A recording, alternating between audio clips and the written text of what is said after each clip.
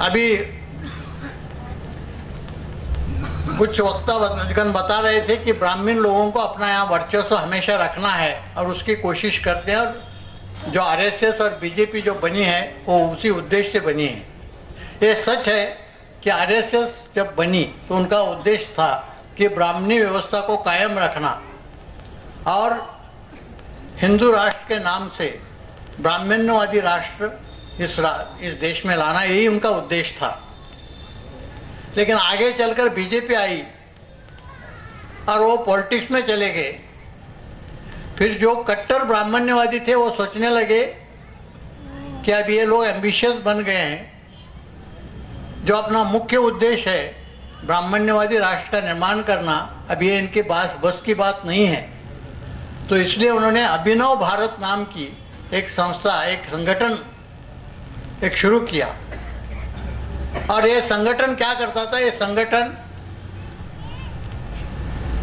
इस देश के प्रमुख शहरों में जाके वहाँ के जो कट्टर ब्राह्मण्यवादी थे उनकी मीटिंग्स लेते थे, और वो मीटिंग्स में उनका डिस्कशन होता था कि हमें अगर अपने ओरिजिनल एजेंडा के मुताबिक अगर ब्राह्मण राष्ट्र या हिंदू राष्ट्र यहाँ स्थापित करना है तो हमें क्या करना पड़ेगा। तो इसलिए उन्होंने इस्राइल से डिस्कशन शुरू किया था, इसलिए उन्होंने नेपाल से भी उनकी बातचीत चली थी, और नागा में जो बंडखोर थे उनसे भी उनकी बातचीत चली थी, और उनके में ये तय हुआ। और जो कर्नल पुरोहित थे, कर्नल पुरोहित आर्मी इंटेलिजेंस में थे, उनको काफ़ी पैमाने पर आरडीएक्स मिलता था, तो आरडीएक्स वहाँ से ले आते, और ये जो अभिनव भारत के लोगों को बम धमाका करने के लिए वो दे देते।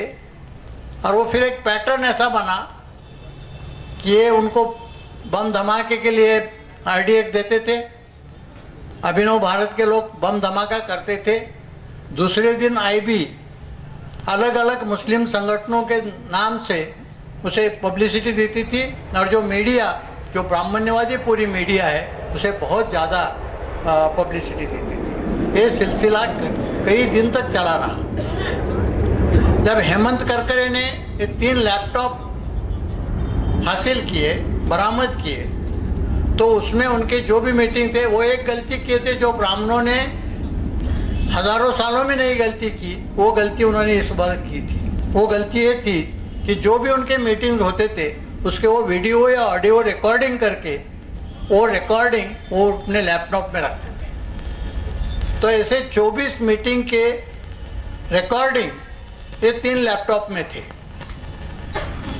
हेमंत करकरे क्या करते थे? हेमंत करकरे एक एक मीटिंग का जो ट्रांसक्रिप्ट है वो देखते थे, जिनके शक्ल जो भी बड़े बड़े नेता थे, पॉलिटिकल लीडर्स भी थे, रिलीजियस लीडर्स भी थे, बड़े बिल्डर्स और डायमंड मर्चेंट्स, ऐसे बड़े लोग भी उसमें थे। इंडिया के जितने इम्पोर्टेंट ब्राह्मणिस्ट लीडर हैं वो सबकी शक्लें उसमें थी। हेमंत करकरे एक क्लिप देखते थे और उसमें जिनके नाम थे उनको बुला के उनकी पूछताछ शुरू करते थे, इंट्रोगेशन शुरू करते थे।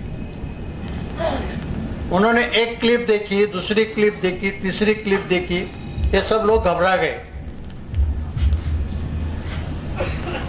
और उसमें इतने खतरनाक इंफॉर्मेशन थी। उनका उद्देश्य भी स्पष्ट था। उनका उद्देश्य स्पष्ट था। एक ही मीटिंग का, अगर आप वक्त होगा मुझे वक्त देंगे तो एक मीटिंग का मैं कुछ बौरा है 3 मीटिंग का उन्होंने ट्रांसक्रिप्ट किया। बाकी मीटिंग का करने के पहले उनको मारा गया। 24 मीटिंग का उसमें बौरा था। 3 मीटिंग का ट्रांसक्रिप्ट करके वो इंक्वायरी कर रहे थे, तब तक बॉम्बे अटैक हो गया और उनको मारा गया। तो उसमें कि 2008 जनवरी में फरीदाबाद में जो मीटिंग हो गई, तो उसका जो ट्रांसक्रिप्ट था वो उन्होंने मालेगांव जो इन्वेस्टिगेशन हुआ उसके चार्जशीट के साथ जोड़ के रखा था, लेकिन वो चार्जशीट कोर्ट में जाने के पहले ही उनको मारा गया। फिर भी सबको पता था कि इन्होंने वो जो ट्रांसक्रिप्ट है, जो बौरा है, उसे जोड़ा है। तो उनके हत्या के बाद भी वो चार्जशीट के साथ वो जो ट्रांसक्रिप्ट है वो चला गया और आज भी वो ट्रांसक्रिप्ट कोर्ट में मौजूद है और ये पब्लिक डॉक्यूमेंट है, ऐसा कुछ कॉन्फिडेंशियल नहीं है। तो उसमें कि इम्पोर्टेंट पॉइंट मैं बताता हूँ, एक मीटिंग का है, ऐसे 24 मीटिंग हुई थी।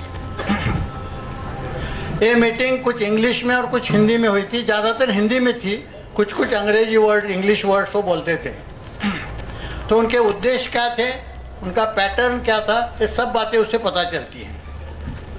पुरोहित, लेफ्टिनेंट कर्नल पुरोहित वो मीटिंग में बोलते हैं अपना उद्देश्य क्या है, we will fight the constitution. A work serving army officer है पुरोहित, लेफ्टिनेंट कर्नल पुरोहित। पुरोहित बोलते हैं we will fight the constitution, we will fight the nation, this nation is not ours. वो बोलता है ये जो संविधान है इससे हमें लड़ना है, ये राष्ट्र से भी लड़ना है, अपना राष्ट्र ही नहीं है। पुरोहित फिर आगे बोलते हैं we have to fight the constitution, we have to fight for our independence.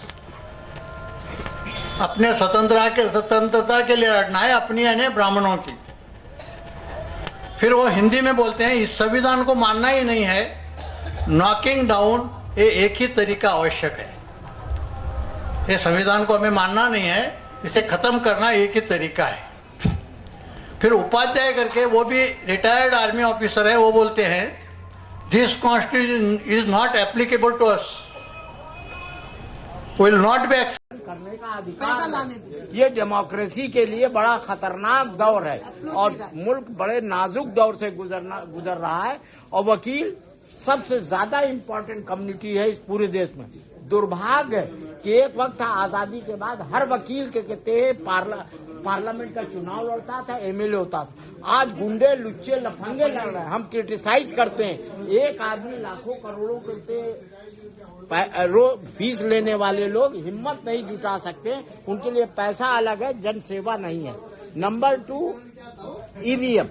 जब आप जानते हैं पेट्रोल को कंट्रोल किया जा सकता है रिमोट से, ये बहुत आम है, तो क्या एक आदमी बाहर बैठ के कहते जो ईवीएम का रिमोट है उसको कंट्रोल नहीं कर सकता? लिहाजा ईवीएम का कहते हैं कि जगह बैलेट से हो, अगर नहीं भी हो तो 50% एटलीस्ट के कहते हैं जो उसके पेपर निकल रहे हैं उसकी कभी भी पूरी सबकी काउंटिंग होनी चाहिए। सबके केस में ईवीएम नहीं था, वहाँ बैलेट ही था।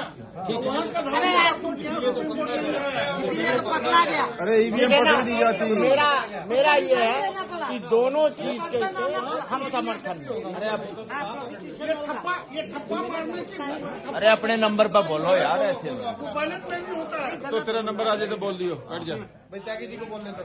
बोलिए त्यागी जी। अरे सुनने दे, आप सुनने दे, बैठ जा। बड़ी स्पष्ट बात है, कल टिकैत साहब ने भी कहा, मैं सहमत हूं उनसे, कि भारत के अंदर जो बड़े बड़े धनकुबेर हैं, बड़े बड़े पूंजीपति हैं, पूरा राज उनका चल रहा है और जो वर्कर्स हैं, पीजेंट्स हैं, गरीब लोग हैं, उन सबको जो है उनके मूवमेंट्स को, उनके इंडिपेंडेंट मूवमेंट्स को कुचला जा रहा है पूरे देश के अंदर। ये जो किसानों के ऊपर दमन हो रहा है, ये उसी का एक हिस्सा है, उसी का पार्ट है। 1947 में भारत के पूंजीपतियों ने ब्रिटिश पूंजीपतियों से भीख में ये सत्ता ली थी, समझौता करके, हमारे स्वतंत्रता संघर्ष के साथ गद्दारी करके। मैं नाम नहीं लेना चाहूंगा, उन्होंने सत्ता ली थी और उसके 1947 के बाद जिस किस्म का राज कायम किया है, आज हम बार बार कह रहे हैं डेमोक्रेसी डेमोक्रेसी, हम कॉन्स्टिट्यूशन में डेमोक्रेसी ढूंढ रहे हैं, पार्लियामेंट में, सुप्रीम कोर्ट में। डेमोक्रेसी तो ये सड़कों के ऊपर है, ये जो किसानों का संघर्ष है बड़े पूंजीपतियों की सरकार के खिलाफ, ये डेमोक्रेसी है और हमें इस डेमोक्रेसी को सपोर्ट करना चाहिए। डेमोक्रेसी ना सुप्रीम कोर्ट में है, ना पार्लियामेंट में है, ना संविधान में है। ये सब किताबी बातें हैं और हम वकील होने के नाते देख रहे हैं इसको। आप देखिए किस तरह से किसानों के रास्ते में कीलें बिछा दी गई हैं, किसानों के खिलाफ ऐसे युद्ध छेड़ दिया गया है जैसे किसी शत्रु देश के खिलाफ छेड़ा गया। तो ये जो सरकार है ये निश्चित रूप से एक मुट्ठी भर लोगों की सरकार है जो पिरामिड के ऊपर बैठे हुए हैं, टॉप पे बैठे हुए हैं। और मैं नाम लेके कहूंगा तो अडानी और अंबानी और उनकी क्लास की ये सरकार है। yes. और जो आम साधारण आदमी है उसमें हम सब शामिल हैं, उसमें हम सब शामिल हैं। हमारी बढ़िया है। हमारी बार के अंदर भी आप देखेंगे तो एक तरफ तो एक मुट्ठी भर एलीट है और दूसरी तरफ हम आम साधारण वकील हैं सारे। ये स्थिति देश के अंदर है। तो ये जो एलीट है ये आपस में मिला हुआ है, राज कर रही है। जो हमारे प्रेसिडेंट साहब ने अभी बयान दिया, चिट्ठी दी लिख करके, तो ये उसी का हिस्सा है। ये सारा एलीट एक दूसरे को सपोर्ट करता है, जो आम साधारण लोग हैं उनके खिलाफ एक्ट करता है। तो इस देश के अंदर आम साधारण वकील हैं, डॉक्टर हैं, टीचर्स हैं, किसान हैं, मजदूर हैं, ये सब एक हैं। इनके सबके इंटरेस्ट एक है, इनके सबके हित एक हैं। और आज जो हम खड़े हुए हैं ये उन्हीं की सपोर्ट में खड़े हुए हैं। ये डेमोक्रेसी है जो सड़क के ऊपर संघर्ष कर रहे हैं उन कीलों के खिलाफ। ये डेमोक्रेसी है जो संघर्ष कर रही है इस फांसीवादी सरकार के खिलाफ। तो ये डेमोक्रेसी है। हम पूरी तरह से इस डेमोक्रेसी को सपोर्ट करते हैं। और यहाँ हम नहीं जानते कि ईवीएम में धांधली हो रही है या नहीं हो रही है, लेकिन एक बात तय है कि पूरे देश में ईवीएम का बहुत ही व्यापक विरोध है। मुट्ठी भर लोगों को छोड़ दें जो सरकार के साथ हैं, तो आमतौर से जनता ये सस्पेक्ट कर रही है, इस बात का अंदेशा है कि ईवीएम में धांधली हो रही है। और अगर हो रही है तो हम ये निश्चित रूप से इस मांग का भी समर्थन करते हैं कि ईवीएम का खेल बंद किया जाए। सोल्यूशन भी बताओ, अल्टरनेटिव भी बोलो। अभी वो तो उनकी प्रॉब्लम देखिए हम अभी ये तो ऑल्टरनेटिव आप बोलो ना, ओपिनियन बनाते हैं। जी, ये जो संघर्ष है, ये जो संघर्ष है, ये जो किसानों का संघर्ष है, ये जो हमारा संघर्ष है, हम भी ये संघर्ष कर रहे हैं, बोल रहे हैं, रेजोल्यूशन डाल रहे हैं। तो ये जो संघर्ष है इसको आगे बढ़ाया जाए मिलकर, इसको आगे